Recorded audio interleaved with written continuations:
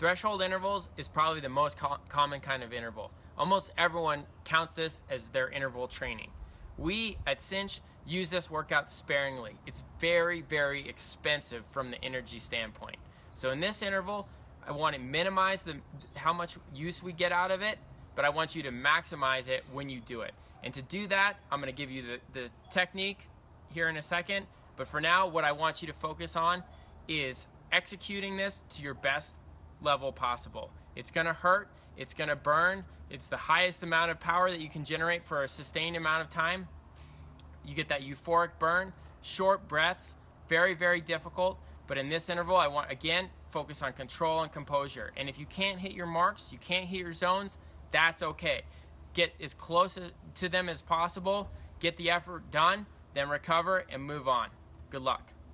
These are some of the hardest intervals that you'll do. With this difficult of an interval, it's important to focus on a few things. First, breathing. Make sure that your breathing has a good rhythm and it's deep and in control. If it gets out of control, do something to change it and get it back under control. That's either stopping and restarting the interval, or it's taking deeper exhalations, right?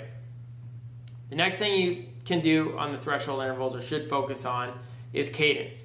Making sure that you have a high, solid cadence.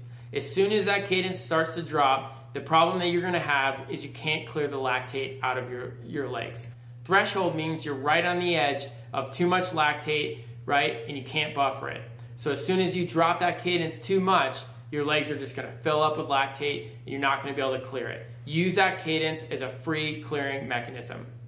Finally, on the threshold intervals, don't stare at the clock and the time, right? Figure out some geographic location or what you're shooting for and get to that area. If you sit there and stare at the clock, every 10 seconds, 5 seconds, 1 second is going to seem like an eternity. So pick a location that you think it's going to take you to get to that 5, 6, 7 minute interval mark, and focus on executing the interval to get to that location. If you're off the power a little bit, it's okay. Focus on the location that you're trying to get to.